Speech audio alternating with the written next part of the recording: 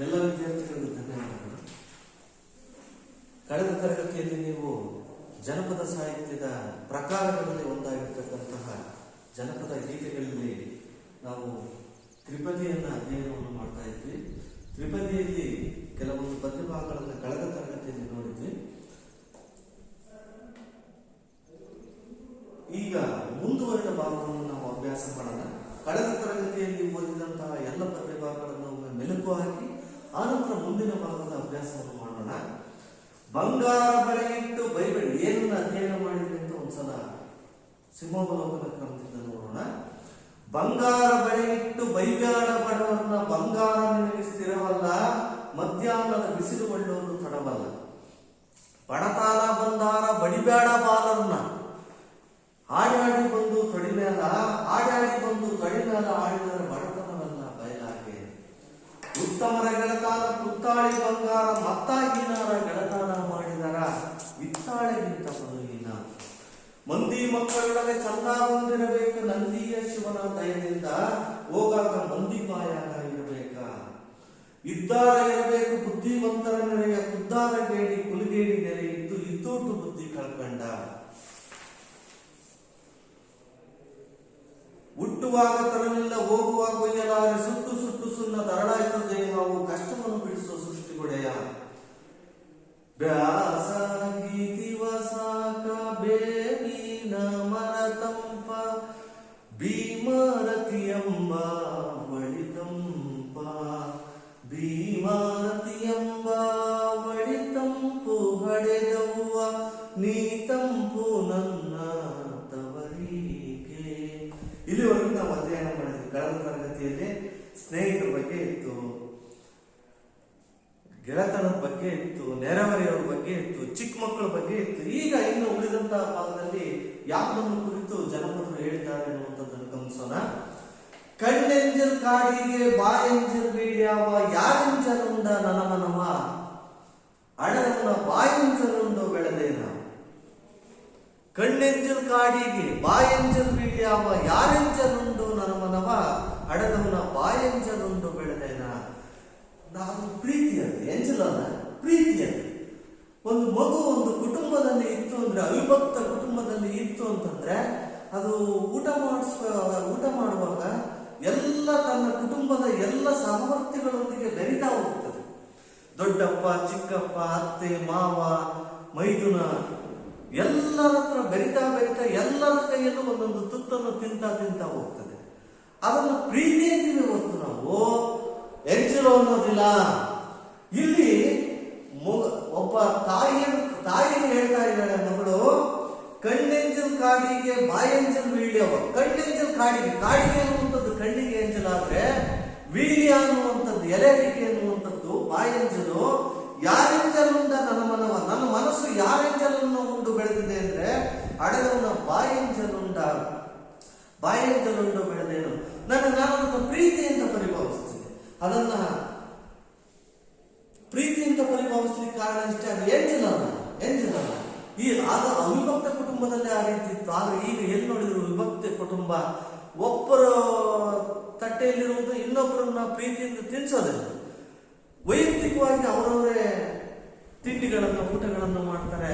ಇನ್ನೊಬ್ಬರನ್ನ ಯಾರು ತಗೊಂಡ್ರೆ ಎಂಜಲು ಅಂತ ಪರಿಭಾವಿಸ್ತಾರೆ. ಅದು ತಿನ್ನಬಾರದು ಅಂತ ಚಿಕ್ಕ ಮಕ್ಕಳಿಂದ ಕಲಿಸ್ತಾ ಹೋಗ್ತಾರೆ. ಆದ್ರೆ ಹಿಂದಿನ ಕಾಲದಲ್ಲಿ, ಜನಪದರ ಕಾಲದಲ್ಲಿ ಆ ರೀತಿ ಇರಲಿಲ್ಲ. ಅದು ಪ್ರೀತಿ, ಅದು ಎಂಜಲಲ್ಲ ಅನ್ನುವಂಥದ್ದು ಈ ಪದ್ಯಭಾಗದಲ್ಲಿ ಅಡಗಿದೆ. ಯಾರು ಇದ್ದರೂ ನನ್ನ ತಾಯಿಯನ್ನು ನೋಡ್ಯಾರ, ಸಾವಿರ ಕೊಳ್ಳಿ ಒಲಿಯಾಗ ಇದ್ದಾರ, ಜ್ಯೋತಿ ನಿನ್ಯಾರು ಹೋಲರು. ತಾಯಿಗೆ ಯಾರು ಸಮಾನ? ಗಂಗೆ, ತುಂಗೆ, ಕಾವೇರಿ, ಗೋದಾವರಿ, ಯಮುನೆ, ಕೃಷ್ಣೆ ಎಲ್ಲ ನದಿಗಳಿಗೂ ಹೆಣ್ಮಕ್ಳ ಹೆಸರನ್ನು ಇಟ್ಟಿದ್ವಿ. ನಮ್ಮ ಭಾರತ ದೇಶಕ್ಕೆ ಭಾರತ ಮಾತೆ ಅಂತೀವಿ. ಇಡೀ ಭೂಮಿಗೆ ಭೂಮಿ ತಾಯಿ ಅಂತೀವಿ. ತಾಯಿಗೆ ಯಾರು ಸಮಾನ? ತಾಯಿ ಎಷ್ಟು ಶ್ರೇಷ್ಠಳು. ಭರತ ಮಾತೆ ಅನ್ನುವಂಥದ್ದು ನಮ್ಮ ಎಲ್ಲರನ್ನು ಕಾಪಾಡುವಂಥವಳು ಅನ್ನುವಂತಹ ಪರಿಭಾವನೆ ನಮ್ಮಲ್ಲಿದೆ. ಯಾರು ಇದ್ದರೂ ನನ್ನ ತಾಯಿಯನ್ನು ನೋಲಾರು. ತಂದೆ ಇರ್ಬೋದು, ಚಿಕ್ಕಪ್ಪ ಇರ್ಬೋದು, ದೊಡ್ಡಮ್ಮ ಇರ್ಬೋದು, ಅತ್ತೆ ಇರ್ಬೋದು, ನಾದಿನಿ ಇರ್ಬೋದು, ಯಾರೇ ಎತ್ತ ತಾಯಿಗೆ ಸಮಾನ. ನನ್ನ ಎತ್ತ ತಾಯಿಗೆ ಯಾರಿದ್ರು ಏನು, ನನ್ನ ಎತ್ತ ತಾಯಿಗೆ ಸಮವಲ್ಲ. ಯಾರು ಇದ್ದರೂ ನನ್ನ ತಾಯವು ನೋಲಾರ, ತಾಯವನಿಗೆ ಹೋಲಿಕೆ ಇಲ್ಲ, ಆಕೆ ಹೋಲಿಕೆ ಇಲ್ಲ. 1000 ಕೊಳ್ಳಿ ಒಲಿಯಾದ,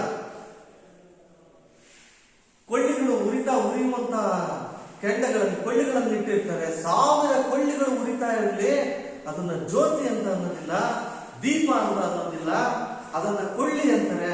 ಆಗ ಒಂದು ಸಣ್ಣ ಅಣತೆ ಕೊಡುವಂತಹ ಬೆಳಕಿಗೆ ದೀಪ ಅಂತಾರೆ. ಅದು ಜ್ಞಾನ ಅಂತೀವಿ, ಜ್ಞಾನದ ಬೆಳಕು ಅಂತೀವಿ. ಅಜ್ಞಾನವನ್ನು ಹೋಲಿಸುವಂತಹ, ಕತ್ತಲೆಯನ್ನು ಹೋಲಿಸುವಂಥದ್ದು ದೀಪ ಅಂತ ಕರಿತೀವಿ. ಹಾಗಾಗಿ ಯಾರು ಇದ್ದರೂ ನನ್ನ ತಾಯಿಯನ್ನು ನೋಲಾರ 1000 ಕೊಳ್ಳಿ ಒಲಿಯಾಗ. ಒಬ್ಬ ತಂದೆ ಹಿರಿಯ ಹೆಂಡತಿ ಸತ್ತ ನಂತರ ಮಕ್ಕಳನ್ನು ನೋಡ್ಕೊಳ್ಳಕ್ಕೆ ಅಂತ 2ನೇ ಹೆಂಡತಿಯನ್ನು ತರ್ತಾನೆ. ಚಿಕ್ಕ ಹೆಂಡತಿ ಅಂತ ಪರಿಚಯಿಸ್ತಾನೆ ಮಕ್ಕಳಿಗೆ. ನಿಮ್ಮ ತಾಯಿ ಇವಳೆ ಅಂತಾನೆ. ಆದ್ರೆ ಎತ್ತ ತಾಯಿಯಂತೆ ನೋಡಿಕೊಳ್ಳುವಂತಹ ಶಕ್ತಿ, ಸಾಮರ್ಥ್ಯ 2ನೇ ಹೆಂಡತಿಯಲ್ಲಿ ಕಡಿಮೆ ಇರ್ತದೆ. ಮಕ್ಕಳು ಅವಳನ್ನ ತಾಯಿ ಅಂತ ತಿಳ್ಕೊಳ್ಳೋದು ಬಹಳಷ್ಟು ಕಷ್ಟ. ಎಲ್ಲರೂ ಆ ಥರ ಇರೋದಿಲ್ಲ. ಚಿಕ್ಕ ಹೆಂಡತಿ ಅಂತ ಪ್ರೀತಿಯಿಂದ ಕರೀತಾರೆ. ಚಿಕ್ಕ ಹೆಂಡತಿಯು ಸಹ ಮಲತಾಯಿ ಧೋರಣೆಯನ್ನು ಹೊರತುಪಡಿಸಿ ಸಾಕಿರುವಂತ ನಿದರ್ಶನಗಳಿದಾವೆ. ಕೃಷ್ಣ ಬೆಳೆದಿಲ್ವೇ? ಕೃಷ್ಣ ಇನ್ನು ಎತ್ತ ತಾಯಿ ಹತ್ರ ಬೆಳೆದ, ಬೇರೆ ತಾಯಿ ಹತ್ರ ಬೆಳೆದ, ಅವಳು ಪ್ರೀತಿ ಕೊಡ್ಲಿಲ್ವೇ? ಹಾಗಾಗಿ ಪ್ರೀತಿ ಅನ್ನುವಂಥದ್ದು ಮನಸ್ಸಿನಲ್ಲಿದ್ರೆ ಯಾರಿಗೆ ಬೇಕಾದ್ರೂ ಕೊಡಬಹುದು. ಅದು ತಾಯಿಯಲ್ಲಿ, ತಾಯಿಯ ಪ್ರೀತಿಯನ್ನು ಎಲ್ಲರಿಗೂ ಕೊಡಬಲ್ಲ. ಅಂತಹ ತಾಯಿ ಪ್ರೀತಿಯನ್ನ ಪಡೀಲಿಕ್ಕೆ ನಾನು ಇಚ್ಛೆ ಪಡ್ತೇನೆ. ಇನ್ಯಾವ ತಾಯಿಗೆ ಸಮನಲ್ಲ. ತಾಯಿ ಪ್ರೀತಿಯ ಮುಂದೆ ಇನ್ಯಾವ ಪ್ರೀತಿಯೂ ಲೆಕ್ಕವಿಲ್ಲ ಅನ್ನುವಂಥದ್ದನ್ನ ಇಲ್ಲಿ ಜನಪದರು ಹೇಳ್ತಾ ಇದ್ದಾರೆ. ಕಣ್ಣೆಂಜಲ್ ಕಾಡಿಗೆ ಬಾಯಂಜಲ್ ವೀಳ್ಯಾವ, ಯಾರೆಂಜಲುಂಡ ನರಮನವೇ ಅಡದವನ ಬಾಯಂಜಲುಂಡ ಬೆಳೆದೇನ. ಯಾರು ಇದ್ದರೂ ನನ್ನ ತಾಯವು ನೋಲಾರ 1000 ಕೊಳ್ಳಿ ಒಲಿಯಾಗ ಇದ್ದರು. ಜ್ಯೋತಿ ನಿನ್ಯಾದರೂ ಓದರು. ಜ್ಯೋತಿ ದೀಪಕ್ಕೆ ಸಮಯ, 1000 ಕೊಳ್ಳಿ ಸಮನಾಗ್ತದೆಯೇ? ಸಮನಾಗೋದಿಲ್ಲ. ಅದೇ ತರ ತಾಯಿಗೆ 1000 ಜನ ಬೇರೆಯವರಿದ್ರೂ ಸಹ ತಾಯಿಗೆ ಯಾರೂ ಸಮನಾಗೋದಿಲ್ಲ. ಅದಕ್ಕೋಸ್ಕರ ತಾನೇ ಗಾಂಧೀಜಿಯವರು ಒಂದು ಮಾತು ಹೇಳಿದ್ದಾರೆ. ಏನಂತ ಹೇಳಿದ್ದಾರೆ? No school equal to home, no teacher equal to mother. ಯಾವ ಶಾಲೆಗಳು ಮನೆಗೆ ಸಮ ಅಲ್ಲ. ಮನೆಯಲ್ಲಿ ಕೊಡುವಂತಹ ಶಿಕ್ಷಣ, ಅಂಬೇಡ್ಕರ್ ಓದಿದ್ದು ಶಾಲೆಯಲ್ಲಾದ್ರೂ ಮನೆಯಲ್ಲಿ ಅವ್ರಿಗೆ ಎಂತಹ ಶಿಕ್ಷಣ ಸಿಕ್ತು, ಎಂತಹ ಸಂಸ್ಕೃತಿ ಸಿಕ್ತು, ಎಂತಹ ಸಾಹಿತ್ಯ ಸಿಕ್ತು, ಎಂತಹ ನಡೆ ನುಡಿ ಜೀವನ ಕ್ರಮ ಎಲ್ಲ ಸಿಕ್ತು. ಅಂಬೇಡ್ಕರ್ ಅವರು ಓದಲಿಲ್ವೇ? ಮನೆಯಲ್ಲಿ ಸಿಗುವಂತಹ ಸಂಸ್ಕಾರ ಇನ್ನೆಲ್ಲಿಯೂ ಸಿಗುವುದಿಲ್ಲ. ಸಿಗ್ತದೆ, ಆದ್ರೆ ಕಡಿಮೆ ಪ್ರಮಾಣದಲ್ಲಿ ಸಿಗ್ತದೆ. ಮನೆಯೇ ಮೊದಲ ಪಾಠಶಾಲೆ ಅನ್ನುವಂತಹ ಮಾತನ್ನು ನಾವು ಕೇಳಿದ್ದೀವಿ. ಹಾಗಾಗಿ no school equal to home, ಮನೆಗೆ ಸಮ ಅಲ್ಲ. ಅಲ್ಲಿ ಅಂತಹ ಸಂಸ್ಕೃತಿ ಇದ್ರೆ no teacher equal to mother. ಯಾವ ಶಿಕ್ಷಕರು ತಾಯಿಗೆ ಸಮನಲ್ಲ. ತಾಯಿ ಏನ್ ಮಾಡ್ತಾಳೆ? ಒಬ್ಬ ಮಗುವಿಗೆ ಪಾಠವನ್ನು ಹೇಳ್ಕೊಡ್ಬೇಕು ಅಂದ್ರೆ ಅವನಿಗೆ ನೀನೇನ್ ತಿಂತೀಯ, ನಿನಗೇನ್ ಬೇಕು ಅಂತ ಹೇಳಿ ಕೊಡಿಸ್ಬಿಟ್ಟು ತಿನ್ನಿಸಿ ನೀರನ್ನು ಕುಡಿಸಿ ತನ್ನ ತೊಡೆ ಮೇಲೆ ಕುತ್ಕೊಂಡು ಪ್ರೀತಿಯಿಂದ ಹೇಳ್ಕೊಡ್ತಾನೆ. ಅವನ ಮನಸ್ಸನ್ನು ಅರಿತು ಹೇಳ್ಕೊಡ್ತಾನೆ. ಅವನ ಪ್ರಶ್ನೆಗಳಿಗೆ ಉತ್ತರಿಸ್ತಾನೆ. ಮಗುವಿನ ಎಲ್ಲ ಪ್ರಶ್ನೆಗಳಿಗೂ ಉತ್ತರಿಸುವ ಏಕೈಕ ವ್ಯಕ್ತಿ ಅಂದ್ರೆ ಅದು ತಾಯಿ. ಹಾಗಾಗಿ ತಾಯಿ ಎಲ್ಲ ಶಿಕ್ಷಕರಿಗಿಂತ ಎತ್ತರ ಸ್ಥಾನದಲ್ಲಿರುವಂತವಳು. ಆಕೆ ಕೊಡುವಂತಹ ಶಿಕ್ಷಣ. ಹಾಗಾಗಿ ಮಗು ತಾಯಿಯನ್ನು ಆಶ್ರಯಿಸುತ್ತದೆ. ತಾಯಿ ಏನೇ ಹೇಳಿದ್ರು ಕೇಳ್ತಿದೆ. ಬೆಳೆದ ನಂತರ ವೈಯಕ್ತಿಕ ಭಿನ್ನತೆಗಳಿಂದ ಬದಲಾವಣೆ ಆಗಬಹುದು. ಆದ್ರೆ ಬಾಲ್ಯದಲ್ಲಿ ತಾಯಿಯೇ ಶಿಕ್ಷಕಿ, ತಾಯಿಯೇ ಮೊದಲದು. ತಾಯಿಯನ್ನು ಹೊರತುಪಡಿಸಿ ಯಾವ ಶಿಕ್ಷಕನು ತಾಯಿಯ ಸ್ಥಾನವನ್ನು ತುಂಬಲಿಕ್ಕೆ ಸಾಧ್ಯವಿಲ್ಲ ಅನ್ನುವಂಥದ್ದನ್ನು ಪ್ರತಿನಿಧಿಸುತ್ತದೆ ಈ ಪದ್ಯ. ಯಾರು ಇದ್ದರೂ ನನ್ನ ತಾಯಿಯೂ ನೋಲಾರು, 1000 ಕೊಳ್ಳಿ ಒಲಿಯಾಗ ಇದ್ದರು, ಜ್ಯೋತಿ ನಿನ್ನಾರು ಓಲರು. ಜಗತ್ತಿನಲ್ಲಿ ಏನ್ ಬೇಕಾದ್ರೂ ತರಬಹುದು. ಹಣ ಇದ್ರೆ ತಾಯಿಯನ್ನು ತರಲಿಕ್ಕಾಗಲ್ಲ. ಎತ್ತ ತಾಯಿಯನ್ನ ಕಳ್ಕೊಂಡ್ರೆ ಒಂದ್ಸಲ ಮತ್ತೆ ಸಿಗೋದಿಲ್ಲ. ಅದಕ್ಕೆ ಒಂದು ಜನಪ್ರಿಯ ಗೀತೆ ಇದೆ, ಒಂದು ಜನಪ್ರಿಯ ಜನಪದ ಗೀತೆ ಇದೆ. ಆ ಜನಪದ ಗೀತೆಯನ್ನು ಅಭ್ಯಾಸ ಮಾಡಿದ್ರೆ ಗೊತ್ತಾಗ್ತದೆ. ದುಡ್ಡು ಕೊಟ್ಟರೆ ಏನೆಲ್ಲ ಸಿಗುತ್ತೈತೆ ಈ ಜಗದಲ್ಲಿ ಕಾಣೋ, ಎತ್ತ ತಾಯಿಯನ್ನು ಕಳಕಂಡ ಮೇಲೆ ಮತ್ತೆ ಸಿಗುವಳೇನೋ, ಗೆಳೆಯ ಮರಳಿ ಬರುವಳೇನೋ. ಬಹಳ ಜನಪ್ರಿಯವಾಗಿರ್ತಕ್ಕಂಥ ಜನಪದ ಗೀತೆ. ಅದು ಒಂದು ಕ್ಷಣ ನಮ್ಮ ಮನಸ್ಸನ್ನ ನಾಟಿ, ನಮ್ಮ ಹೃದಯದ ಅಂತರಾಳವನ್ನು ಪ್ರವೇಶ ಮಾಡಿ. ಬೇರೆ ಯಾವುದೇ ಹಾಡು ಕೇಳ್ತಿದ್ರು ಈ ಹಾಡನ್ನು ಕೇಳಿದಾಗ ಒಂದ್ಸಲ ಸಮಚಿತ್ತರಾಗ್ತದೆ.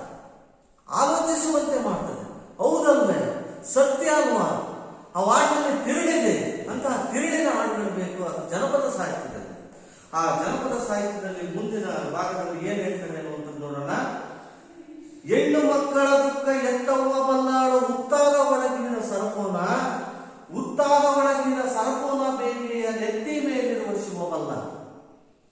ಇದು ಸ್ವಲ್ಪ ತಾತ್ವಿಕವಾಗಿರುವಂಥದ್ದು.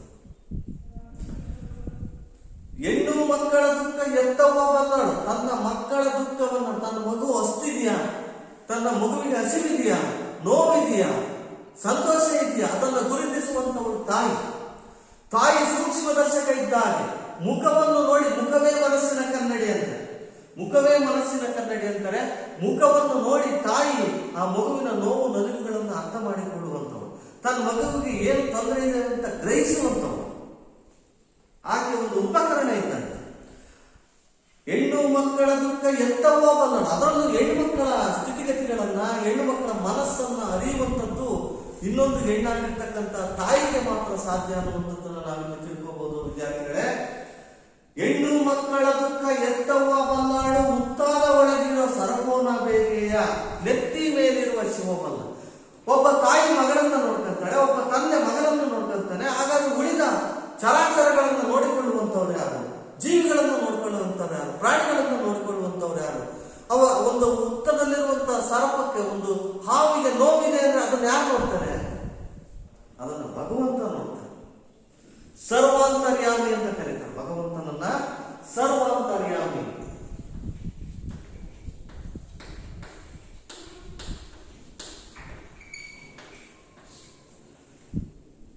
ಅಣುರೇಣು ತೃಣಕಾಷ್ಟದಲ್ಲಿಯೂ ಭಗವಂತ ಅಡಗಿದ್ದಾನೆ, ಪ್ರತಿಯೊಂದು ಅಣುವಿನಲ್ಲಿಯೂ ಭಗವಂತನಿದ್ದಾನೆ ಅನ್ನುವಂಥದ್ದನ್ನು ನಾವು ಈಗಾಗಲೇ ತಿಳ್ಕೊಂಡಿರ್ತೀವಿ.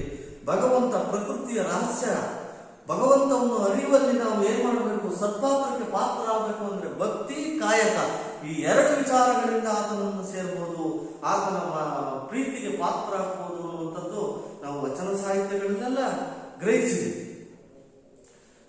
ತಾಯವು ಹೆಣ್ಣು ಮಕ್ಕಳ ದುಃಖ ಎತ್ತವ್ವ ಬಲ್ಲಾಳು ಉತ್ತಾದ ಒಳಗಿರೋ ಸರಪೋನ ಬೇಗೆಯ ನೆತ್ತಿ ಮೇಲಿರುವ ಶಿವಬಲ್ಲ.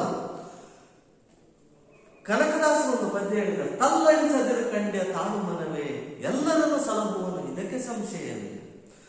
ನಾವು ನಮ್ಮ ಮಕ್ಕಳನ್ನು ನೋಡಿದ ಹಾಗೆ ಪ್ರಕೃತಿಯಲ್ಲಿರುವಂತಹ ಮರ, ಗಿಡ, ಪ್ರಾಣಿ, ಪಕ್ಷಿ ಎಲ್ಲವುಗಳನ್ನ, ಬೆಟ್ಟದ ಮೇಲಿರುವ ವೃಕ್ಷಕ್ಕೆ ನೀರೆರೆದವರು ಯಾರೋ?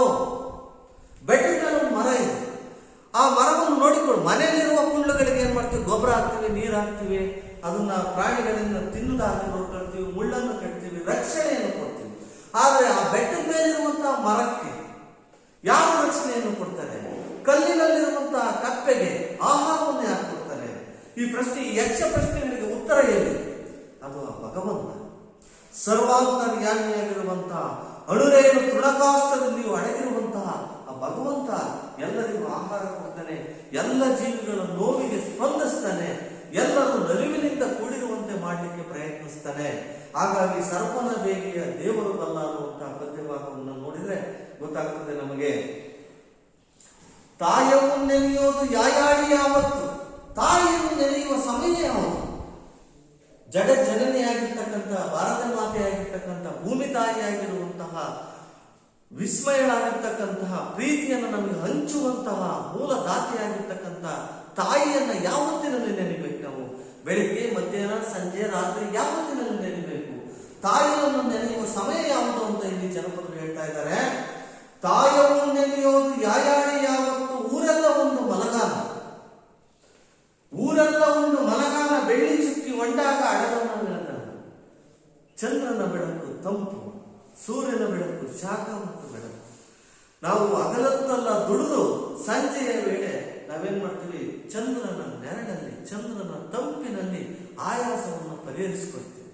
ಆ ತರ ಆಯಾಸವನ್ನು ಪರಿಹರಿಸಿಕೊಳ್ಳುವಂತಹ ಬೆಳ್ಳಿ ಚುಕ್ಕಿ ಮೂಡಿದಂತಹ ಸಂದರ್ಭದಲ್ಲಿ, ಎಲ್ಲ ನಿರ್ಮಲವಾಗಿರ್ತಕ್ಕಂತಹ ವಾತಾವರಣ ಇರುವಂತಹ ಸಂದರ್ಭದಲ್ಲಿ, ಎಲ್ಲ ಪ್ರಾಣಿ ಪಕ್ಷಿಗಳು ವಿಶ್ರಾಂತಿಯನ್ನು ಪಡೆಯುವಂತಹ ಸಂದರ್ಭದಲ್ಲಿ ತಾಯಿಯನ್ನು ನೆನೆಯಬೇಕು, ತಂಪೊತ್ತಿನಲ್ಲಿ ತಾಯಿಯನ್ನು ನೆನೆಯಬೇಕು ಅನ್ನುವಂತಹ ಮಾತನ್ನ ಈ ಪದ್ಯ ಭಾಗದಲ್ಲಿ ಹೇಳ್ತಾರೆ. ತಾಯವು ನೆನೆಯೋದು ಯಾಯಾಡಿ ಯಾವತ್ತು? ಊರೆಲ್ಲ ಒಂದು ಮಲಗಾನ, ಊರೆಲ್ಲ ಒಂದು ಮಲಗಾನ, ಬೆಳ್ಳಿ ಚುಕ್ಕಿ ಒಂಡಾಗ ಅಡಗನ್ನ ನೆನೆದೇನು. ಬೆಳ್ಳಿ ಚುಕ್ಕಿ ಮೂಡಿದಂತಹ ಸಂದರ್ಭದಲ್ಲಿ ತಾಯಿಯನ್ನು ನೆನೆಯೋದು ಸುಕ್ಷೇಮ ಅನ್ನುವಂತಹ ಮಾತನ್ನು ಜನಪದರು ಹೇಳ್ತಾರೆ. ತಾಯವನ್ನು ಬೈಬೇಡ ತಿಳಿಗೇಡಿನಂತವ, ಇನ್ನೊಂದು ಪದ್ಯದಲ್ಲಿ ಏನು ಅರಿದೇ ಇರ್ತಕ್ಕಂತಹ ಮಕ್ಕಳೇನ್ ಮಾಡ್ತಾರೆ, ತಾಯಿಯ ಮಾತನ್ನ ಮೀರ್ತಾರೆ. ಒಂದೊಂದ್ಸಲ ಎಲ್ಲೆಯನ್ನು ಮೀರ್ತಾರೆ, ಆಕೆಯ ಮಾತನ್ನು ಪುರಸ್ಕರಿಸೋದಿಲ್ಲ. ಅಂತಹ ಮಕ್ಕಳಿಗೆ ಬುದ್ಧಿವಂತಿಕೆಯನ್ನ, ತಿಳುವಳಿಕೆಯನ್ನ ಜನಪದರು ಹೇಳ್ತಾ ಇದ್ದಾರೆ. ತಾಯವನ್ ಬೈದಾಡ ತಿಳಿಗೇಡಿನಂತಮ್ಮ, ಬಾಳ ದಿನದಾಗಿ ಅಡೆದವನ ಬೈದಾರ, ಬಾಳ ಬರಿಗಾಳ ಮನದಾಗ. ಮನಸ್ಸಿನಲ್ಲಿ ಬಾಳ ನೋವು ಉಂಟಾಳೆ ಅವಳು. ತಾಯಿಯನ್ನ ಬೈಬೇಡ, ಅವಳನ್ನು ಗೌರವಿಸು, ಪ್ರೀತಿಸು, ಒಳ್ಳೆಯ ರೀತಿಯಲ್ಲಿ ಮಾತನಾಡಿಸು, ಗದರಬೇಡ. ಬಹಳ ದಿನದಾಗಿ ಅಡೆದವ್ವ. ಹಿಂದಿನ ಕಾಲದವಳು ಕಷ್ಟದ ಜೀವನವನ್ನು ನಡೆಸಿದಂಥವಳು, ತುತ್ತಿಗೆ ತುತ್ತನ್ನು ಕೊಟ್ಟು ಸಾಕಿದಂಥವಳು. ಅವಳನ್ನ ಬೈಬೇಡ, ಅವಳ ಮಾತುಗಳನ್ನು ಪುರಸ್ಕರಿಸು, ಅವಳ ಹೇಳಿದ ದಾರಿಯಲ್ಲಿ ನಡೆ, ನಿನ್ನ ಜೀವನವೂ ಸಹ ಸುಖಕರವಾಗಿರ್ತದೆ ಅನ್ನುವಂಥದ್ದನ್ನು ಹೇಳ್ತಾರೆ. ತಾಯವನ್ ಬೈಬೇಡ ತಿಳಿಗೇಡಿನಂತಮ್ಮ, ಬಾಳ ದಿನದಾಗಿ ಅಡೆದವನ ಬೈದಾರ, ಬಾಳ ಮರುಗಾಳ ಮನದಾಗ. ಯಾರ ಕೋಪ ಮಾಡ್ಕೊಂಡು ಬೈದಾಗ ನಮ್ಮ ಮನಸ್ಸು ವಿಚಲಿತ ಆಗ್ತದೆ, ಬೇಸರ ಆಗ್ತದೆ. ಹಾಗಾಗಿ ನಾವು ಕೋಪಕ್ಕೆ ಈಡು ಮಾಡಬಾರ್ದು. ಗಂಡ ಹೆಂಡತಿಯ ಮಧ್ಯೆ ಒಂದು ತ್ರಿಪದಿ ಇದೆ, ಇದು ಅಷ್ಟೇ. ಕೋಪದಲ್ಲಿ ಬೈದ್ಬಿಡ್ತೀವಿ, ಕೋಪದಲ್ಲಿ ಕುಯ್ಕೊಂಡಂತಹ ಮೂಗು ಮತ್ತೆ ಬರ್ತದ ಅನ್ನುವಂಥದ್ದು ಒಂದು ಗಾದೆ ಇದೆ, ನೀವು ಕೇಳಿರ್ತೀರ. ಮಡದಿಯ ಬಡಿದಾನ ಮನದಾಗ ಮರಿಗ್ಯಾನ, ಒಳಗೋಗಿ ಸೆರಗ ಹಿಡಿದು ಕೇಳ್ಯಾನ, ನಾನೆಚ್ಚು ಇಂಥವ್ರು ಹೆಚ್ಚು.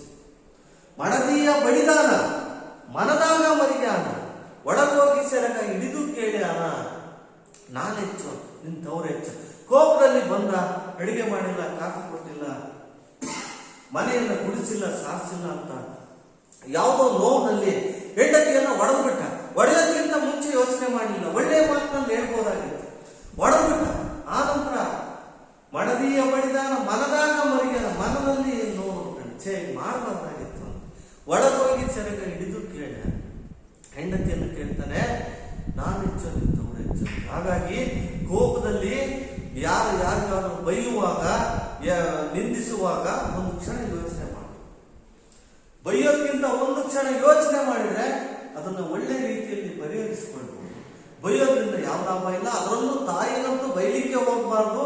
ಆಕೆ ಯೋಚನೆಯನ್ನು ಮಾಡಿ 10 ಸಲ ಯೋಚನೆ ಮಾಡಿ ಒಂದು ಕೆಲಸವನ್ನು ಮಾಡಿರ್ತಾಳೆ. ಅನುಭವ ಇದೆ ಆಕೆಗೆ, ಜೀವನಾನುಭವವನ್ನು ತುಂಬಿರುವಂತಹ ಅಕ್ಷಯ ಪಾತ್ರೆ ತಾಯಿ. ಅಂತಹ ತಾಯಿಗೆ ಬೈಯೋದ್ಕಿಂತ ಯೋಚನೆ ಮಾಡು. ತಿಳಿಗೇಡಿದಂತ ನಿನ್ನ ವಯಸ್ಸಿನಲ್ಲಿ ಇನ್ನು ಚಿಕ್ಕ ಅನ್ಕಣ, ತಾಯಿ ಬಗ್ಗೆ ನಿನಗೆ ಗೊತ್ತಿಲ್ಲ ಎಷ್ಟು ಕಷ್ಟಪಟ್ಟಿದ್ದಾಳೆ ಅಂತ ಅಕ್ಕ ತಮ್ಮನಿಗೆ ಹೇಳುವಂತ ಮಾತು ಇದು. ತಾಯಿಯನ್ನು ಬೈಬೇಡ ತಿಳಿಗೇಡಿನಂತಮ್ಮ, ಬಾಳ ದಿನದಾಗಿ ಆಡ್ತವ್ವ, ಬೈದಾರ ಬಾಳ ಮರಿಗಾಳ ಮಾತಾಡ. ಮರುಗು ಅಂದ್ರೆ ಯಾಕೆ ನೋವು ಕೊಡುವುದು. ಮರುಗು ಅಂದ್ರೆ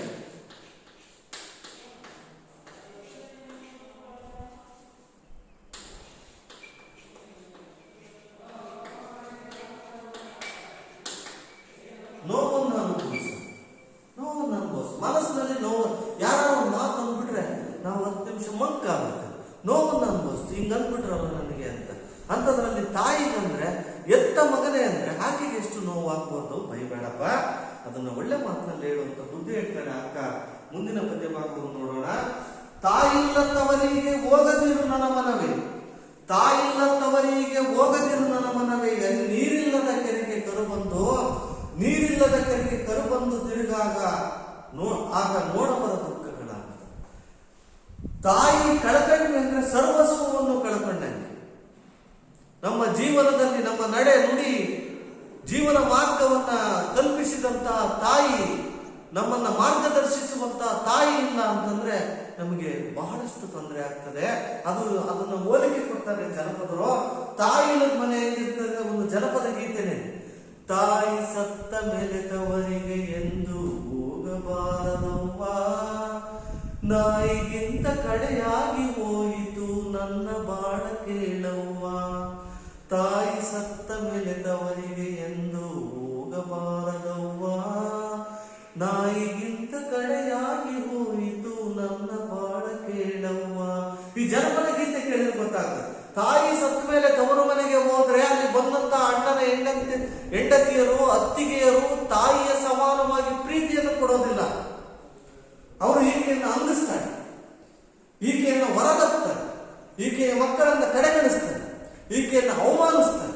170 ಅಂತಹ ಮನೆಗಳಿರೋದು ಆಧುನಿಕ ಅಣುಕುಟುಂಬಗಳಲ್ಲಿ ಈಗಲೂ ನೋಡ್ತಾ ಇದ್ದೀವಲ್ಲ. ಸಮಾಜದಲ್ಲಿ ನಮ್ದು ಆರೋಗ್ಯಕರ ಸಮಾಜ ಆಗಿಲ್ಲ, ಸ್ವಸ್ಥ ಸಮಾಜ ಆಗಿಲ್ಲ. ಯಾಕೆಂದ್ರೆ ಮೌಲ್ಯಗಳನ್ನು ಮೇಳೈಸಿಕೊಂಡಾಗ, ಜೀವನಾನುಭವದಲ್ಲಿ ಮೇಳೈಸಿಕೊಂಡಾಗ ಮೌಲ್ಯಗಳನ್ನ ನಮ್ಮ ಜೀವನ ಚೆನ್ನಾಗಿರ್ತದೆ, ನೆರೆಹೊರೆಯವರು ಚೆನ್ನಾಗಿರ್ತಾರೆ, ಸ್ವಸ್ಥ ಸಮಾಜ ರೂಪುಗೊಳ್ಳುತ್ತದೆ, ಆರೋಗ್ಯಕರ ಸಮಾಜ ನಿರ್ಮಾಣ ಆಗ್ತದೆ. ಅದು ವ್ಯಕ್ತಿಯಿಂದ ವ್ಯಕ್ತಿಗೆ ಸಾಗಬೇಕು. ಇಲ್ಲಿ ಜನಪದರ ಕಾಲದಲ್ಲಿಯೂ ಅದೇ ಸ್ಥಿತಿ, ಅದಿನ್ನೂ ಸುಧಾರಣೆ ಆಗಿಲ್ಲ. ಈ ನವೀನ ಕಾಲದಲ್ಲಿಯೂ ಸಹ ಸುಧಾರಣೆ ಆಗಿಲ್ಲ. ತಾಯಿ ಇಲ್ಲದೆ ಇರುವಂತಹ ಮನೆಗಳ ಪರಿಸ್ಥಿತಿ ಬಹಳಷ್ಟು ಕಷ್ಟ ಇದೆ. ಅದಕ್ಕೆ ಜನಪದರ ಇನ್ನೊಂದು ಒಂದು ತ್ರಿಪದಿಯನ್ನು ನೋಡ್ಬೋದು ನಾವು. ಆಲಕ್ಕೆ ಹೂವಿಲ್ಲ, ಸಾಲಕ್ಕೆ ಕೊನೆ ಇಲ್ಲ, ಜಾಲಿಯ ಮರವು ನೆರಳಲ್ಲ. ಆಲಕ್ಕೆ ಹೂವಿಲ್ಲ, ಸಾಲಕ್ಕೆ ಕೊನೆ ಇಲ್ಲ, ಜಾಲಿಯ ಮರವು ನೆರಳಲ್ಲ, ಜಾಲಿಯ ಮರವು ನೆರಳಲ್ಲ, ನನ್ನ ಮಗಳೇ ತಾಯಿಯ ಮನೆಯೂ ಸ್ಥಿರವಲ್ಲ. ಹೆಣ್ಣು ಮಕ್ಕಳು ತಾಯಿಯ ಮನೆಯಲ್ಲಿ ಸಮೃದ್ಧವಾಗಿ ಬೆಳೆದಿರ್ತಾರೆ. ಶಿಕ್ಷಣ, ಸಂಸ್ಕೃತಿ, ಜೀವನ ಏನು ಕಲಿತಿರ್ತಾರೆ. ಅಂತಹ ಮಕ್ಕಳು ಹೊರಗೋದಂತ ಗಂಡನ ಮನೆಗೆ ಹೋದಂತಹ ಸಂದರ್ಭದಲ್ಲಿ ಗಂಡನ ಮನೆಯನ್ನು ಬೆಳೆದಬೇಕು. ಆ ರೀತಿ ಎತ್ತ ತಾಯಿಯ ಮಗಳನ್ನು ಸಾಕಿರ್ತಾರೆ. ಅಂತಹ ಮಕ್ಕಳು ತೆತ್ತ ತಾಯಿಯನ್ನು ಕಳಕೊಂಡು ನೋವಿನಲ್ಲಿ ಬಂದ್ರೆ ಆ ಮಕ್ಕಳಿಗೆ ಅದೆಲ್ಲ ನೋವು, ಆ ಮಕ್ಕಳಿಗೆ ಆ ಪ್ರೀತಿ ತೋರಿಸೋದಿಲ್ಲ, ತಾಯಿಯ ಸ್ಥಾನವನ್ನು ತುಂಬೋದಿಲ್ಲ. ಹೋಗ್ಬೇಡ, ತಪ್ಪು ಮಾಡಬೇಡ, ತಾಯಿ ಮನೆಗೆ ಹೋಗ್ಬೇಡ ಅಂತ ಒಂದು ತಿಳುವಳಿಕೆ ಹೇಳ್ತಿದ್ದಾಳೆ. ಅಲ್ಲಿ ತಂದೆ ಇರ್ತಾನೆ. ಎಲ್ಲೋ ಒಂದ್ ಕಡೆ ಮಾಡ್ತದೆ, ತಾಯಿ 9 ತಿಂಗಳು ಮಾತ್ರ ಕೊಡ್ತಾಳೆ ಅಂತ, ತಂದೆ ಜೀವನ ಪರ್ಯಂತ ನೋಡ್ಕೊಳ್ತಾನೆ ಅಂತ ತಂದೆಗಳ ಅವಶ್ಯಕತೆ ಇದೆ. ಅಂತಹ ತಂದೆಯ ಮಮಕಾರ ಬೇಕಿದೆ. ತಾಯಿಯ ಸ್ಥಾನವನ್ನು ತುಂಬುವಂತಹ ತಂದೆಗಳು ಬೇಕಾಗಿದ್ದಾರೆ. ಮಕ್ಕಳನ್ನು ಸಂತೈಸುವಂತ ತಂದೆಗಳು ಬೇಕಾಗಿದ್ದಾರೆ. ಅಂತಹ ತಂದೆ ಸಾಕಷ್ಟು ಜನ ಇದ್ದಾರೆ. ಆದಂತ ಸಂಖ್ಯೆ ಕಡಿಮೆ ಎನ್ನುವಂಥದ್ದು ನಮ್ಮ ಜನಪದರ ಆಶಯ. ಅಂತಹ ತಂದೆಗಳು ಇರ್ಲಿ ಅಂತ ನಾವು ಕೇಳ್ಕೊಳ್ಳೋಣ.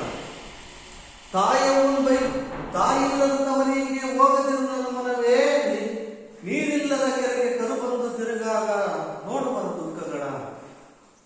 ಅಂದ್ರೆ ತಾಯಿಯ ಮನೆ ಸ್ಥಿರವಲ್ಲ, ತಾಯಿಯ ಮನೆಯನ್ನು ನೆಚ್ಕೊಳ್ಬೇಡ, ತಾಯಿಯ ಪ್ರೀತಿಯನ್ನು ಕೊನೆವರೆಗೂ ನಾನು ಅನುಭವಿಸ್ತೀನಿ ಅಂತ ತಿಳ್ಕೋಬೇಡ. ನಿನ್ನದೇ ಆಗಿರ್ತಕ್ಕಂಥ ಜೀವನವನ್ನು ಪ್ರಾರಂಭಿಸಿ. ಒಂದು ಹಸು ಸಾಯ್ಬೇಕಾದ್ರೆ ಕರುವಿಗೆ ಬಣವೆ ಹೊಟ್ಟೋಗಿರೋದಿಲ್ಲ. ಮಗು, ನೀನು ಬಣವೆ ಇದೆ, ತಿನ್ಕೊಂಡು ಉಣ್ಕೊಂಡು ಬೆಳ್ಕೊಂಡು ದೊಡ್ಡನಾಗುವಂತ ಯಾವ ಕರುನು ಸಹ ಬಣವೆ ಹೊಟ್ಟು ಹೋಗೋದಿರಲಿಲ್ಲ. ವೈಯಕ್ತಿಕವಾಗಿ ಸ್ವತಂತ್ರನಾಗಿ ಮೊಟ್ಟೆಯಿಂದ ಹೊರಬಂದ ಪಕ್ಷಿ ತರ ಜೀವನ ಮಾಡಬೇಕಾಗ್ತದೆ. ಯಾರು? ಮಕ್ಕಳು. ತಾಯಿಯನ್ನ ಕಳ್ಕೊಂಡ್ರು ಸಹ ಅದೇ ರೀತಿ ಬದುಕಬೇಕು. ತಾಯಿಗೆ ಮೀಸಲನ್ನ ತಾಯಿಯ ಕೃಪಾ ಕಟಾಕ್ಷದಲ್ಲಿ ಬೆಳೆದ್ರು ತಾಯಿಯಿಂದ ದೂರ ಇರಬೇಕಾದಂತ ಪರಿಸ್ಥಿತಿ ಬರ್ತದೆ. ಅಂತಹ ಪರಿಸ್ಥಿತಿ ಅನುಭವಿಸೋ ಆ ತಾಯಿಯರ ಮನೆಗೆ ಹೋಗ್ಬೇಡ ಅನ್ನುವಂಥದ್ದು ಜನಪದರ ಆಶಯ. ಉಂಗೂರ ಉಡಿದಾರ ಮುರಿದ್ರೆ ಮಾಡಿಸ್ಬೋದು. ಉಂಗುರ ಉಡ್ದಾರ ಮುರಿದ್ರೆ ಮಾಡಿಸ್ಬೋದು. ಮಡದಿ ಸತ್ತರ ತರಬಹುದು. ಹೆಂಡತಿ ಒಬ್ಬರ ಸತ್ರ ಇನ್ನೊಬ್ಬರ ಮದುವೆ ಆಗ್ಬೋದು. ನಮ್ಮ ಸಮಾಜದಲ್ಲಿ ಇದೆ. ಹಿಂದೆಲ್ಲ ರಾಜರ ಕಾಲದಲ್ಲಿ 3-4 ಜನ ವಿವಾಹವಾಗ ಅವರು ಕೆಲವೊಂದು ಕಾರಣಗಳಿಗಾಗ, ತಾನು ಗೆದ್ದ ರಾಜ್ಯದ ಸವಿನೆನಪಿಗಾಗಿಯೋ, ತಾನು ತನ್ನ ಸಾಮಂತನನ್ನಾಗಿ ಮಾಡ್ಕೊಳ್ಳೋಕ್ಕೋಸ್ಕರನೋ, ಸಮಾಜದಲ್ಲಿ ತನ್ನ ಸ್ಥಾನಮಾನ ಹೆಚ್ಚಾಗಲಿ ಅಂತ ಯಾವುದಾದ್ರೂ ಒಂದು ಕಾರಣಕ್ಕೆ ಮದುವೆ ಆಗಲ್ಲ. ಶ್ರೀಕೃಷ್ಣ ದೇವರಾಯ ಮದುವೆ ಆಗಲ್ವ? ಹಾಗೆ ಇಲ್ಲಿ ಹೆಂಡತಿ ಒಬ್ಬಳು ಸತ್ತು ಹೋದ್ರೆ ಇನ್ನೊಬ್ಬಳು ಹೆಂಡತಿಯನ್ನು ತರಬಹುದು. ಆದ್ರೂ ತಾಯಿ ತರಕ್ಕಾಗತ್ತ? ಸಾಧ್ಯನೇ. ತಾಯಿ ಅಮೂಲ್ಯವಾಗಿರ್ತಕ್ಕಂತಹ ವಸ್ತು. ತಾಯಿಯನ್ನು ತರುವಂಥದ್ದು ಬಹಳ ಕಷ್ಟಕರ. ಆ ತಾಯಿಯ ಸ್ಥಾನವನ್ನು ಯಾರಿಂದಲೂ ತುಂಬಲಿಕ್ಕೆ ಸಾಧ್ಯವಿಲ್ಲ. ಉಂಗೂರ ಉರಿದಾರ ಮುರಿದ್ರೆ ಮಾಡಿಸಬಹುದು, ಮಡದಿ ಸತ್ತರ ತರಬಹುದು. ಅಡದಂತ ತಂದೆ ತಾಯಿಯಲ್ಲಿ ಸಿಕ್ಕಾಗ, ಅಡದಂತ ತಂದೆ ತಾಯಿಯಲ್ಲಿ ಸಿಗ್ತಾರೆ, ಸಿಗೋದಿಲ್ಲ. ಹಾಗಾಗಿ ವಸ್ತುಗಳಿಗೆ ಬೆಲೆ ಕೊಡಬೇಡ, ಜೀವಗಳಿಗೆ ಬೆಲೆ ಕೊಡು, ತಂದೆ ತಾಯಿಗೆ ಬೆಲೆ ಕೊಡು. ಸಮಾಜದಲ್ಲಿ ತಂದೆ ತಾಯಿಗಿರುವ ಸ್ಥಾನಮಾನವನ್ನು ತಿಳ್ಕೊ ಅನ್ನುವಂಥ ಬುದ್ಧಿ ಮಾತು ಇದಾಗಿದೆ. ಆಗುಂಡ ತವರಿಗೆ ಏನೆಂದು ಅರಸಾಲಿ ಒಳಗಂಡೆ ನಿಡುವ ಕರಿಕೀಯ. ಆಗುಂಡ ತವರಿಗೆ ಏನೆಂದು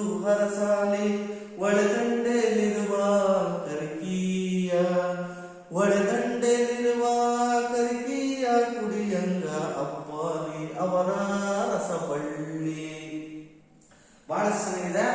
ಮಗಳು ತಾಯಿ ಮನೆ ಹೆಂಗಿರ್ಬೇಕಪ್ಪ ಅಂತ ಆಸೆ ಪಡ್ತಾಳಪ್ಪ ಅಂತಂದ್ರೆ, ತನಗೆಷ್ಟೇ ಕಷ್ಟ ಇರಲಿ, ತನಗೆಷ್ಟೇ ನೋವಿರಲಿ, ತಾನು ಊಟ ಮಾಡಿ ಬೆಳೆದಂತಹ ಮನೆ, ತಾನು ಕಲಿತ ಸಂಸ್ಕೃತಿಯಿಂದ ಸಂಸ್ಕಾರವನ್ನ ಕಲಿತಂತಹ ಮನೆ ಚೆನ್ನಾಗಿರಬೇಕು, ಸಮೃದ್ಧವಾಗಿರಬೇಕು. ತವರು ಮನೆ ಸಿರಿವಂತಿಕೆಯಿಂದ ಕೂಡಿದ್ರೆ ನನ್ನ ಜೀವನವನ್ನು ಸರಿಪಡಿಸ್ತಾರೆ. ತನಗೂ ಶ್ರೀಮಂತಿಗೆ ಬಂದ ಹಾಗೆ ಯಾರ್ಯಾರು ಹೆಣ್ಮಕ್ಳು ತವರು ಮನೆಯ ವಸ್ತುಗಳನ್ನ ಎಷ್ಟು ಪ್ರೀತಿಯಿಂದ ನೋಡ್ಕೊಳ್ತಾರೆ. ತವರು ಮನೆಯ ವಸ್ತು ಅಂದ್ರೆ ಅದನ್ನ ಪೋಷಣೆ ಮಾಡ್ತಾರೆ, ಬಹಳಷ್ಟು ರಕ್ಷಣೆ ಕೊಡ್ತಾರೆ. ತವರು ಮನೆಯ ವಸ್ತುಗಳನ್ನ ಬಹಳ ಅಚ್ಚುಕಟ್ಟಾಗಿ ಇಟ್ಟಿರ್ತಾರೆ. ತವರು ಮನೆಯ ವಸ್ತುಗಳನ್ನ ಪ್ರೀತಿಸ್ತಾರೆ. ಅದು ಪ್ರೀತಿಯ ಸಂಕೇತ. ಅವರು ಏನೇ ಕೊಡಿ, ಅದು ಪ್ರೀತಿಯ ಸಂಕೇತ. ತವರು ಮನೆಯ ಬಗ್ಗೆ ಒಂದು ಹೆಣ್ಣು ಮಕ್ಕಳು ಯಾವ ರೀತಿಯ ಆಶೆಯನ್ನು ವ್ಯಕ್ತಪಡಿಸಿದ್ದಾಳೆ ಅಂದ್ರೆ, ಹಾಲನ್ನುಂಡಂತ ಬೆಳೆದಂತಹ ತವರಿಗೆ ಏನೆಂದು ಅರಸಾಲಿ, ಏನಂತ ಬೇಡ್ಕೊಂಡು ನಾನು ಏನಂತ ಆಶೀರ್ವಾದ ಮಾಡಲಿ. ಒಳಗಂಡಲ್ಲಿರುವ ಕರಿಕೀಯ ಹರಿಯುವಂತಹ ನದಿ, ಹಳ್ಳ, ಕೊಳ್ಳಗಳಲ್ಲಿ ಕಲ್ಲಿನ 2 ಇಕ್ಕೆಲಗಳಲ್ಲಿ ನೀರು ಹರಿತಾ ಇರುತ್ತೆ. ಆ ಕಲ್ಲುಗಳ ಸಂತಿಗಳಲ್ಲಿ ಕರಿಕೆ ಬೆಳೆದಿರ್ತದೆ. ಒಳಗಂಡಲ್ಲಿರುವ ಕರಿಕೀಯ ಕುಡಿಯಂಗ ಅಬ್ಬಾಲಿ ಅವರ ರಸಬಳ್ಳಿ. ಅದು ಹೆಂಗಿರ್ತದೆ ಅಂದ್ರೆ ಹಚ್ಚ ಹಸಿರಾಗಿರ್ತದೆ. ಕಳ್ಳಿ ಹಸಿರು ಅಂತಾರೆ ಹಳ್ಳಿ ಕಡೆ ಒಂದು ಮಾತು, ಕಳ್ಳಿ ಹಸಿರಂಗಿದೆ. ಕರಿಕೆ ಹಚ್ಚವಾಗಿರ್ತದೆ. ಪೂಜೆಗೆ ಅದನ್ನ ಗಣೇಶನ ಪೂಜೆಗೆ ಬಳಸ್ತಾರೆ. ಅದನ್ನ ವಿನಾಶಕ ಅಂತ ಕರೀತಾರೆ. ಕರಿಕೆಯನ್ನ ಪೂಜಿಸುವಂತಹ ನೆಲ ನಮ್ದು. ಆ ಕಲ್ಲಿನ ಸಂದಿಯಲ್ಲಿ ಸಮೃದ್ಧವಾಗಿ ಬೆಳೆದಂತಹ ಕರಿಕೆಯ ಕುಡಿ ಅಂದ್ರೆ ಅದರ ತುದಿಯ ಭಾಗ. ಕರಿಕೆಯ ಕುಡಿಯಂಗ ಅಬ್ಬಾಲಿ ಅವರ ರಸಬಳ್ಳಿ ವಿಶಾಲವಾಗೋದು, ಎತ್ತರವಾಗಿ ಹೋಗಿ ಸುತ್ತ ಆವರಿಸಲು ಅನ್ನುವಂತಹ ಆಶಯ ಮಗಳದು. ಯಾಕೆಂತಂದ್ರೆ ಅವಳು ಹುಟ್ಟಿ ಬೆಳೆದಂತ ಮನೆ ಚೆನ್ನಾಗಿದ್ರೆ ನಾನು ಚೆನ್ನಾಗಿರ್ತೀನಿ, ಅವ್ರು ಚೆನ್ನಾಗಿರ್ಲಿ, ನನ್ನ ತಂದೆ ತಾಯಿ ಚೆನ್ನಾಗಿರ್ಲಿ ಅಂತ ಅನಿಸ್ತಾಳೆ. ಇಲ್ಲಿ ನಮಗೆ ಈ ಪದ್ಯ ಭಾಗದ ಶೀರ್ಷಿಕೆ ಬಂದಿದೆ, ಅಬ್ಬಾಲಿಯವರ ರಸಬಳ್ಳಿ. ಕರಿಕೆಯ ಕುಡಿಯಂಗ ಅಬ್ಬಾಲಿಯವರ ರಸಬಳ್ಳಿ ಅಂತ. ಈಗ ಈ ಪಠ್ಯ ಭಾಗದಲ್ಲಿ ಒಟ್ಟು 15 ಪದ್ಯಗಳನ್ನ ಅಭ್ಯಾಸ ಮಾಡಿದ್ವಿ. ತುಂಬಾ ಸರಳವಾಗಿದೆ. ಅದರ ವಾಚ್ಯಾರ್ಥನೇ ಬೇರೆ ಇದೆ, ವ್ಯಂಗ್ಯಾರ್ಥನೇ ಬೇರೆ ಇರ್ತದೆ. ಸರಿಯಾಗಿ ತಿಳ್ಕೊಳ್ಬೇಕಾಗ್ತದೆ. ನಾನು ಅದಕ್ಕೆ ಕೆಲವೊಂದು ಉದಾಹರಣೆಗಳನ್ನು ಕೊಟ್ಟಿದ್ದೇನೆ. ಈಗ ಇಲ್ಲಿ ಎಲ್ಲ ಪ್ರಶ್ನೆಗಳನ್ನು ನೋಡಕ್ಕಾಗದೇ ಇದ್ರು ಸಹ ಒಂದು ಅಂಕ, ಈ ಪಠ್ಯ ಪುಸ್ತಕದಲ್ಲಿ ಕೊಟ್ಟಿರುವಂತಹ 1 ಅಂಕದ ಪ್ರಶ್ನೆಗಳನ್ನು ನೋಡೋಣ. 1 ಅಂಕದ ಪ್ರಶ್ನೆಗಳಲ್ಲಿ ಯಾವ ಉತ್ತರವನ್ನು ಬಯಸ್ತವೆ, ಈ ಮಾಡಿದಂತಹ ಪದ್ಯಭಾಗದಲ್ಲಿ ಏನು ಅರ್ಥ ಆಗಿದೆ ಅನ್ನುವಂಥ ತಿಳಿಯುತ್ತದೆ ನಮಗೆ. ಉತ್ತಮರ ಗೆಳೆತನ ಹೇಗಿರಬೇಕು? ಉತ್ತಮರ ಗೆಳೆತನ ಪುತ್ಥಳಿ ಬಂಗಾರದ ವಿಗ್ರಹದ ಆಗಿರಬೇಕು. ಯಾವ ರೀತಿಯಾಗಿರ್ಬೇಕಪ್ಪ ಅಂತಂದ್ರೆ ಬಂಗಾರದ ವಿಗ್ರಹದ ಆಗಿರಬೇಕು ಉತ್ತಮರ ಗೆಳೆತನ. ಯಾಕೆಂದ್ರೆ ಉತ್ತಮರು ಸಿಗದೆ ಅಪರೂಪ. ಹಾಗಾಗಿ 1ನೆಯ ಪ್ರಶ್ನೆಗೆ ಉತ್ತಮರ ಗೆಳೆತನ ಹೇಗಿರಬೇಕು? ಉತ್ತಮರ ಗೆಳೆತನ ಬಂಗಾರದ ಪುತ್ಥಳಿ ಆಗಿರಬೇಕು. ಬಂಗಾರದ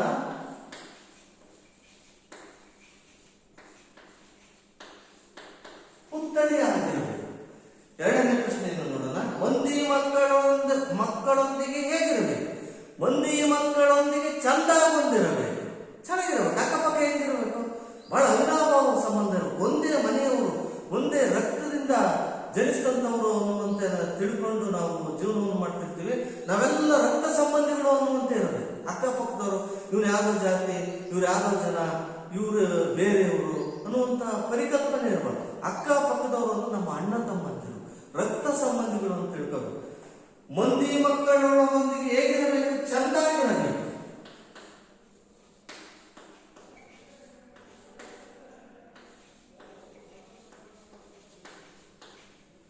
ಚಂದಾಗಿರಬೇಕು. 3ನೇ ಪ್ರಶ್ನೆ, ಎಂತಹ ನೆರೆಯವರು ಇರಬೇಕು? ಇದ್ದಾರ ಇರಬೇಕು, ಬುದ್ಧಿವಂತರ ನೆರೆ. ಪದ್ಯವಾದದಲ್ಲಿ ತಿಳಿಸಿದಾನೆ, ಇದ್ದಾರ ಇರಬೇಕು, ಬುದ್ಧಿವಂತರ ನೆರೆ. ಎಂತಹ ನೆರೆ ಬೇಕು? ಬುದ್ಧಿವಂತರ ನೆರೆ. ಬುದ್ಧಿವಂತರ ನೆರೆ ಬೇಕು. ಅಕ್ಕಪಕ್ಕದವ್ರು ಹೆಂಗಿರ್ಬೇಕು? ನಮಗಿಂತ ಬುದ್ಧಿವಂತರು, ನಮಗಿಂತ ಉತ್ತಮವಾದಂತಹ ವ್ಯಕ್ತಿಗಳನ್ನು ಪಡ್ಕೊಂಡ್ರೆ ನಾವು ಉತ್ತಮರಾಗ್ತೇವೆ ಅವರ ಸಹವಾಸದಿಂದ. ಸುಟ್ಟು ಸುಣ್ಣವಾದದ್ದು ಯಾವುದು? ದೇಹ. ಈ ದೇಹ ಜೀವನದಲ್ಲಿ ಬರುವಂತಹ ಕಷ್ಟ ಸುಖಗಳನ್ನು ಅನುಭವಿಸಿ ಸುಣ್ಣದ ಕಲ್ಲಾಯಿತು. ಸುಣ್ಣದ ಕಲ್ಲಾಯ್ತು. ಹಾಗಾಗಿ ಸುಣ್ಣವಾದುದು ಯಾವುದು ಅಂದ್ರೆ ನಮ್ಮ ದೇಹ.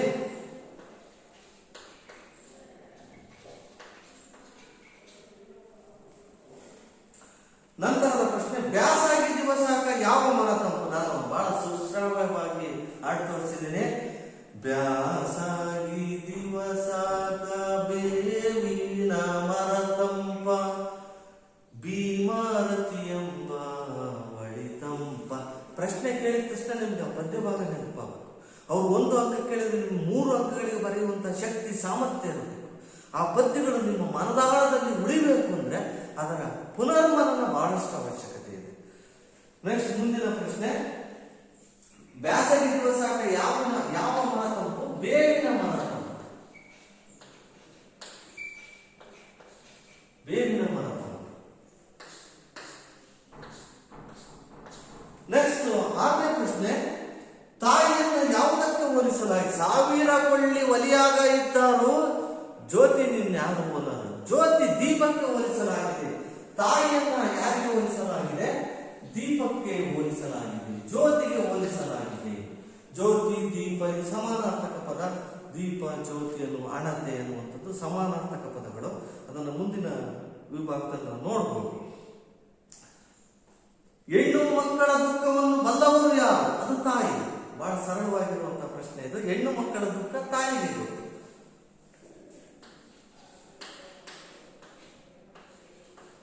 ಹೆಣ್ಣು ಮಕ್ಕಳ ದುಃಖ ತಾಯಿಗೆ ಗೊತ್ತು. ತಾಯಿಯನ್ನು ಯಾವಾಗ ನೆನೆಯಬೇಕು? ತಾಯಿಯನ್ನು ನೆನೆಯುವಂತಹ ಸಮಯ ಯಾವುದು? ತಂಪಿನ ಸಂದರ್ಭದಲ್ಲಿ ತಾಯಿಯನ್ನು ನೆನಪು. ತಂಪಾದ ಸಂದರ್ಭ, ತಂಪಾದ ವೇಳೆ.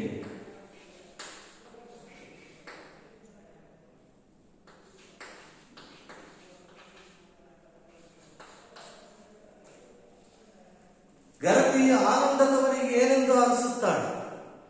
ಆನಂದದವರಿಗೆ ಏನೆಂದು ಅರಸಾದಿಯ? ಒಳದಂಡಲಿರುವ ಕರಿಕೀಯ ಕುಡಿಯಂಗ ಅಬ್ಬಾಲಿ ಅವರ ರಸಬಳ್ಳಿ. ನಮ್ಮ ಶೀರ್ಷಿಕೆ ಪುತ್ರ.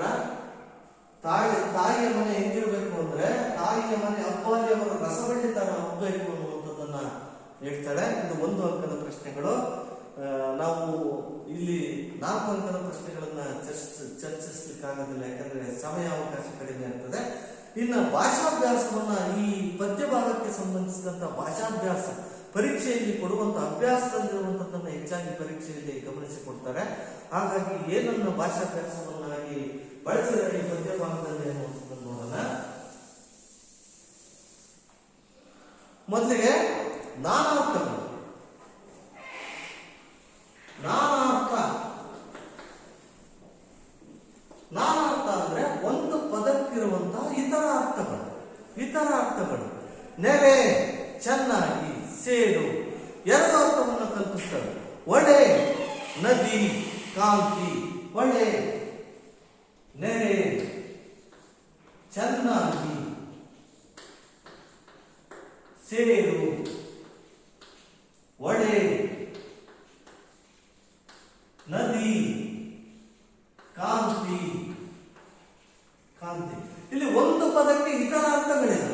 ಬಿಡು, ಕಾಡು ಅಂದ್ರೆ ಅರಣ್ಯ ಅಂತನೂ ಆಗ್ತದೆ. ಅದೇ ರೀತಿ ಪೀಡಿಸು, ಇತರ ಅರ್ಥಗಳನ್ನ ನೋಡಿರ್ತೀರ ನೀವು. ಒಳೆ, ಕಾಂತಿ, ನೆನೆ, ಸ್ಮರಿಸು, ತೊಯ್ಯು. ಇನ್ನು ಸಮಾನಾರ್ಥಕ ಪದಗಳನ್ನು ಕೇಳಿದರೆ, ದೇಹ ಅಂದ್ರೆ ಶರೀರ, ಕಾಯ, ಸರ್ಪ, ಗುರಗಳ. ಸಮಾನಾರ್ಥಕ ಪದಗಳು ನಾನಾರ್ಥಕ ಪದಗಳಿಗೂ ಒಂದೇ ವ್ಯತ್ಯಾಸ. ನಾನಾರ್ಥ ಪದಗಳು 2 ಅರ್ಥಗಳನ್ನು ಒಳಗೊಂಡಿರ್ತದೆ. ಸಮಾನಾರ್ಥಕ ಪದಗಳು ಅದೇ ಬರುತ್ತಿರುವ ಇತರ ಹೆಸರುಗಳನ್ನು ಒಳಗೊಂಡಿರ್ತದೆ. ಅವೆರಡಕ್ಕೂ ಗೊಂದಲ ಮಾಡಿಕೊಡ್ಬೇಡ್ರಿ. ಆನಂತರ ಇನ್ನೊಂದು ಪ್ರಶ್ನೆ ಕೇಳಿದ್ದೇನೆ. ಇವುಗಳನ್ನು ಪಠ್ಯವನ್ನು ಆಧರಿಸಿ 5 ಪದಗಳಿಗೆ ಸಮಾನಾರ್ಥಕ ಪದಗಳನ್ನು ಬರೆಯಿರಿ. ಪಠ್ಯವನ್ನು ಆಧರಿಸಿ 5 ಸಮಾನಾರ್ಥಕ ಪದಗಳನ್ನು ಬರೆಯಿರಿ ಅಂತಾನೆ. ನಾವು ಪಠ್ಯದಿಂದ ಆರಿಸಿ ಸಮಾನಾರ್ಥ 5 ಪದಗಳನ್ನು ಬರೆಯಲು ಸಮಾನಾರ್ಥಕ ಪದಗಳನ್ನ. ಉದಾಹರಣೆಗೆ ಬಂಗಾರ ಅಂತ ತಗೋಬಹುದು ನಾವು. ಬಂಗಾರ, ಹೊನ್ನು ಸಮಾನಾರ್ಥಕ ಪದಗಳು. ಒಂದೇ ಪದಕ್ಕಿರುವ ಇತರ ಅರ್ಥಗಳಲ್ಲ, ಒಂದೇ ಪದಕ್ಕಿರುವ ಇತರ ಹೆಸರುಗಳು. ಬಂಗಾರ, ಚಿನ್ನ, ಹೇಮ. ಇನ್ನೊಂದು ಬರೆಯಬಹುದಾಗಿರ್ತಕ್ಕಂತಹ ಶಬ್ದ ಅಂದ್ರೆ ಪುತ್ಥಳಿ. ಪದ್ಯಭಾಗದಲ್ಲಿ ನೋಡಿದ್ದೀವಿ. ಪುತ್ಥಳಿ ವಿಗ್ರಹ, ಬೊಂಬೆ,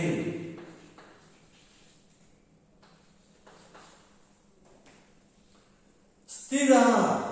ಬಂಗಾರ ನನಗೆ ಸ್ಥಿರವಲ್ಲ ಅನ್ನುವಂತಹ ಸಂದರ್ಭದಲ್ಲಿ ಒಂದು ಸ್ಥಿರ, ಸದಾ, ಶಾಶ್ವತ.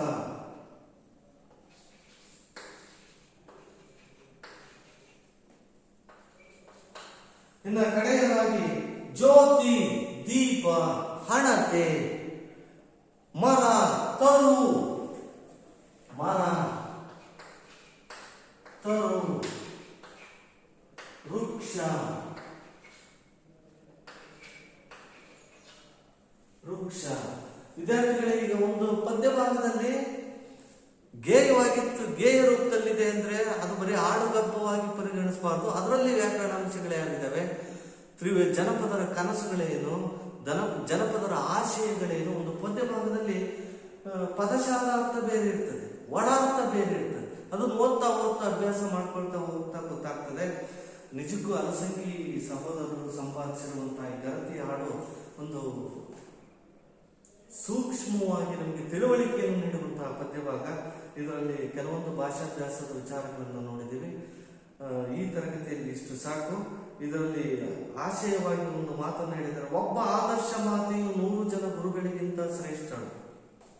ಒಬ್ಬ ಆದರ್ಶ ಮಾತೆ 100 ಜನ ವಿದ್ಯಾರ್ಥಿ, 100 ಜನ ಶಿಕ್ಷಕರಿಗಿಂತ ಶ್ರೇಷ್ಠರು ಅಂತಾರೆ. ನಾನು ಹೇಳಿದೆ, ನೋ ಟೀಚರ್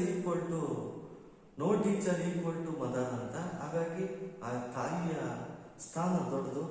ತಾಯಿ, ಗಂಡ, ಅಕ್ಕಪಕ್ಕ, ಸ್ನೇಹಿತರು ಎಲ್ಲರ ಬಗ್ಗೆ ತಿಳ್ಕೊಂಡಿದ್ದೀವಿ. ಈ ತರಗತಿಯಲ್ಲಿ ಇಷ್ಟು ಸಾಕು. ಮುಂದಿನ ತರಗತಿಯಲ್ಲಿ ಇತರ ವಿಚಾರಗಳನ್ನು ನೋಡೋಣ. ನಾನು ಹೇಳಿದ್ದೀನಿ, ಈಗ ಪಠ್ಯಪುಸ್ತಕದ ಕೊರತೆ ಇದೆ ವಿದ್ಯಾರ್ಥಿಗಳ ನಿಮಗೆ. ಯಾಕೆಂತಂದ್ರೆ ಹೊಸ ಪಠ್ಯಪುಸ್ತಕಗಳು ಇನ್ನು ಅಂಗಡಿಗಳಲ್ಲಿ ಸಿಗ್ತಾ ಇಲ್ಲ. ನಿಮ್ಮ ಹಿರಿಯ ವಿದ್ಯಾರ್ಥಿಗಳಿಂದ ಸಂಗ್ರಹಿಸಿದಂಥ ಪಠ್ಯಪುಸ್ತಕಗಳಿದ್ರೆ ಬಹಳಷ್ಟು ಪೂರಕ.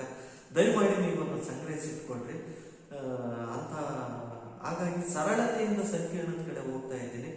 ಸರಳವಾಗಿರ್ತಕ್ಕಂಥ ವಿಚಾರಗಳನ್ನು ಕಲಿತಾ ಕಷ್ಟದ ವಿಚಾರಗಳಿಗೆ ಹೋಗೋಣ. ನಿಮಗೆ ಏನಾದರೂ ಗೊತ್ತಾಗದೇ ಇದ್ರೆ ಅದನ್ನು ಮುಂದಿನ ತರಗತಿಗಳಲ್ಲಿ ನಾವು